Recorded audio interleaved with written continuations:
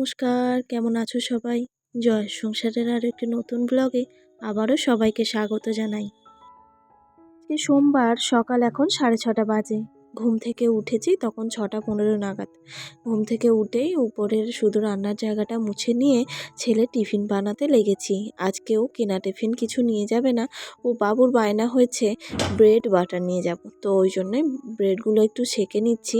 Toaster তো নেই, তো এরকমভাবেই চাটুতে সেঁকে নিয়ে এই যে গোল করে গ্লাসের মানে গ্লাস দিয়ে চেপে গোল করে কেটে নিচ্ছি। কেননা আমার বাবার একটা বদঅভ্যাস আছে, সেটা হচ্ছে এই যে চৌকো চৌকো কোণগুলো ওই যে পোড়া পোড়া হয় না, সেগুলো ওর পছন্দ নয়।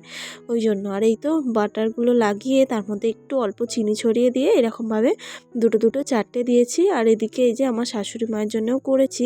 আর এখানে এই তো আমার বাবাইকে রেডি করিয়ে এই তো মা নিয়ে চলে গেলেন স্কুলে। আর পুরোই মানে মোটামুটি গরম পড়ে গেছে, কিন্তু ছেলে যেহেতু সকালবেলা গাড়ি করে যাচ্ছে ওকে টুপি সোয়েটার পরাতেই হয়েছে। কিন্তু একদমই মানে আমাদের জন্য আর ঠান্ডা বলে কিছুই নেই।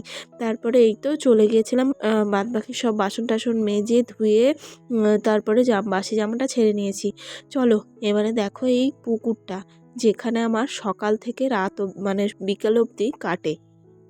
আর দেখতেই পেলে বেগুন গাছ, তো শ্বশুরমশাই বেগুন গাছ লাগিয়েছে। বেগুন গাছে ফুল হচ্ছে, ফল হচ্ছে, কিন্তু একটাও আমরা খেতে পাচ্ছি না। যত খাচ্ছে সব হনুমান এসে খেয়ে চলে যাচ্ছে।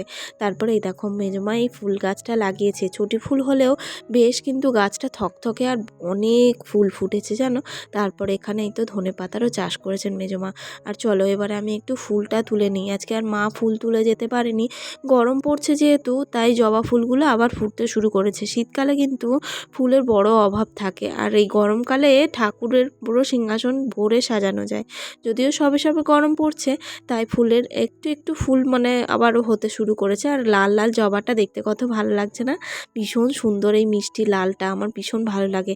আমার প্রথম ফার্স্ট মানে যে কালারটা পছন্দ সেটা হচ্ছে সাদা, তারপরে হচ্ছে লাল। তো এই যে দেখো এখানে এবারে বরমশাই ব্রাশ করছে, এখানে ও যাবে জল আনতে। আর আমরা যে এখন যে পিউরিফাইড ওয়াটারগুলো পাওয়া যায় সেই ওয়াটারগুলো মানে সেই জলগুলো আমরা খাই না। ছেলে বরমশাই আর শ্বশুরমশাই খান ওই জলটা। শাশুড়ি মা আমি পুরো এখন আগের যে টিউব কলের জল, তো টিউবওয়েলের জল ওইটাই আমরা খাই। এই জন্যই বরমশাইকে গুছিয়ে একদম যত ড্রাম ছিল সব দিয়ে দিয়েছি, ও চলে গেল জল আনতে। তারপরে আরও কিছু কাজ করে নিয়েছি। এখানে এই তো বরমশাই চলে এসেছে, আর দুজনের জন্য চাও বানিয়ে নিলাম, গরম গরম সাদা সাদা দুধ চা। আর সকালে যে ব্রেডগুলো সেঁকেছিলাম আর চৌকো করে এই আর কোনানিগুলো তো পড়ে আছে, সেগুলো দিয়ে আমি খাবো। আর বরমশাইকে করে দিয়েছিলাম হচ্ছে মুড়ি মাখিয়ে দিয়েছিলাম। গতকালের মুগ কড়াই ছিল, ও একটু মুগ কড়াই পছন্দ করে, আর মুগ কড়াই থাকলে ওর আর কিছু চায় না। তো ও দুই বেলায় খেয়ে নেয়, ওই জন্য সকালবেলায়। আর ও যেহেতু আজকে সোমবার বাড়িতে, ওর এমনি কাজ ছুটি থাকলেও ও ইলেকট্রিকে যেহেতু কাজ করে, ওই জন্য ওকে কাজে যেতে হবে। বলল বেলা হয়ে গেছে, তাও একটু খেয়ে নিই। ওই জন্য টিফিন করেই একেবারে গেল কাজে। আর এখানে আমি আবারও কাজে লেগে পড়েছি আমার। সেটা হচ্ছে এই তো বিছানাটা পরিষ্কার করে তুলে নিয়েছি। আজকে মানে যেন কোনো রকম মানে বেলা যেন কিভাবে চলে যাচ্ছে আমি কিছুতেই বুঝতে পারছি না। তো তারপরে এই তো বিছানাটা তুলে নিয়ে এখানে ঘরটাও ঝাড় দিয়ে নিচ্ছি। গরমটা পড়ছে একদিকে বেশ ভালো লাগছে জানো, শীতের থেকে আমার গরমকাল বেশ ভালো লাগে। কেননা স্কিন টিন ভালো থাকে, মানে কাজ করতেও খুব একটা অলস লাগে না। একটু গরম হয় ঠিকই কথা। তারপরে এই তো ঘর টর মুছে দেখো বন্ধুরা চলে যাচ্ছি স্নান করতে। তো দেখো চুলে একটু তেল দিয়ে নিচ্ছি। আসলে কি বলো তো, শ্যাম্পু করেছিলাম গতকালকে, আর শ্যাম্পু করে ওই মানে এমনি তেল ছাড়া থাকতেই পারে না। একদিন ঠিক আছে, তারপরের দিনই যেন মনে হয় কতক্ষণ স্নান করার সময় তেল মাখবো।